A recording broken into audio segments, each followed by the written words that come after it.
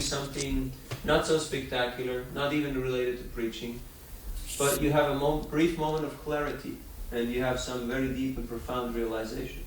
And other times you're doing the preaching, you're doing the book distribution, and it's nice, but that realization doesn't come, not in the same way. So we cannot force the realization. It's Krishna's grace. He gives it whenever he feels that we're ready for it.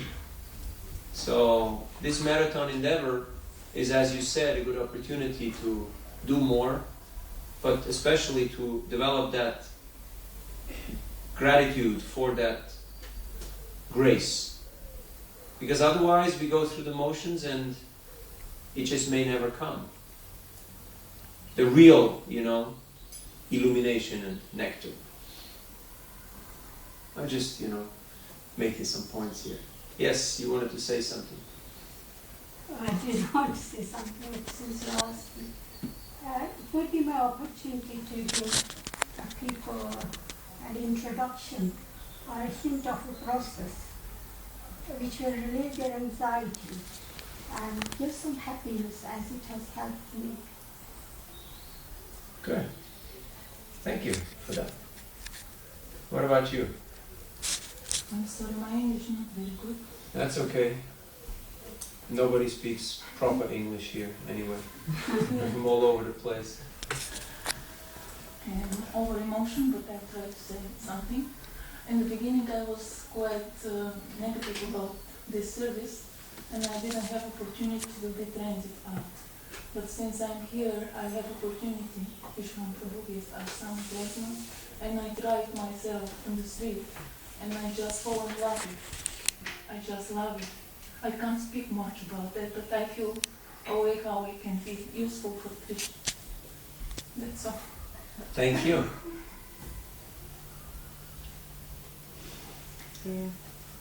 Since I joined, my life changed really from black to white, from hell to heaven really. And I feel like indebted, like I'm obliged to give a chance to others to change their life. Okay, thank you. I used to read Srila Prabhupada quote Krishna saying that those who preach are dear to me, and I want to be dear to them. Okay, thank you. I was taken blown away by Srila Prabhupada's story about we had how compassion was about the whole process of him just going out with one person and it brought me here to Krishna consciousness. And being out on the street, one thing that really comes to mind now, realization is people saying they have no time. Sorry, I have no time to stop the devotees writing. They have no time, and this is really compassion. You really must try hard to speak these books to them because every day the time is just going. Yes, urgency. Good, thank you. Yeah, I got inspired when I came here to the temple to the devotees by hearing Prabhupada's books and seeing their enthusiasm in distributing and inspiring us continuously going out. And then I got also the opportunity to go out door to door. I started first, so I understand. And you like it? Yeah. Thank you. What about our cameraman? Yeah. With the fancy phone. For me, the first way I met devotees was through book distribution. I was studying in college, and door-to-door book distributors rang on my door and with a large stack of books, and I was like, "Oh, what's this?" And so they told me all about it, and I was like, "Oh, okay, this sounds very interesting, and I'm gonna check this out. I'm gonna have to think about it first." So, and after that, I started going to Soho Street Temple, regularly, and they have very inspiring Sankirtan mood, and the first marathon was in December that I participated in. And, you like it?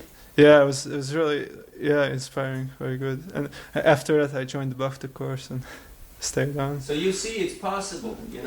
You see the before and after. Like they have these pictures sometimes. Before the diet and after the diet.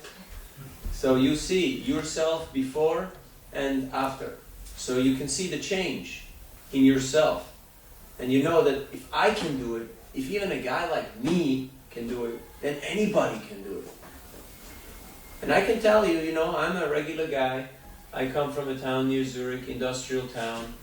I went to school, went to boarding school, read books, met the devotees, joined when I was 15. Yes, I was a spaced out bhakta. Yes, I fell asleep when I chanted my rounds. Yes, I overate and, cut corners and did all the not so spectacular things that one does, But then after a while, the process, starts kicking in and you start really to feel the taste and you get into the groove and you start to feel that, hey, this is good. I've struck gold, let's keep on digging here. And you just invest some of your life into this activity and it just takes you on a whole different tangent and you get a whole different perspective about life and yourself and what's going on and how you can actually make a contribution to this world. So we should all go out with the mood and the mentality of trying to attract so many people to Krishna consciousness, to engage them in devotional service. Like there is thousands and thousands of devotees and members here already in the UK, but very few of them are connected to the activity of book distribution. So it is each and every one of yours responsibility to share your experience and your happiness with these people. Because otherwise it's like you've got the whole maha, you just being the lucky one who go past the Mangal sweet tray and you just took everything for yourself. Now that's nice for you, but it will give you indigestion, so you have to start distributing to others. So you're all enjoying book distribution and you all have a good time sharing it with others. But, do we take time? Do we take a little endeavor to share this activity with other devotees? To allow them to also get into book distribution and preaching? Or are we too busy just doing it ourselves? Sorry, I forgot you. I wanted to... I have never done that, you see. And I think... But you've invited people to the temple? Let's say I just started a program about 10 days ago now. Okay. I have started meditation sure. a few years ago, let's say, sure. with ups and downs. But let's say at the moment I would probably try to convince people that it could, in this world of illusions or misery, could transform their life. But in the meantime, to be honest, for example, in the Western Europe, or let's say especially in the country where I come from, I'm not very convinced that I will be able to sell books in the street, especially wearing the sari, because people I know they are very negative. They will be very negative and they will say, oh, this is very Krishna people. Don't worry. I will never do that. I will try another channel. Never say never. But don't worry, you try other channels, that's great. Yeah, whatever ability and whatever ideas you have, that's all, there's no stereotype. Like we read in this verse, how people practiced Krishna consciousness 500 years ago in India is not exactly, technically speaking, how we are practicing in terms of rules and regulations and details. But the main thing is the essence. The essence is to share that knowledge and that happiness with others. To share the ideas. Yes. But the rest, this is all time, place, circumstance. So don't worry too much about that. Like some are going on the street, some are going door to door, some put out tables, some do festivals, some do home programs, some do mail order. There is a million ways how one can share one's knowledge with others.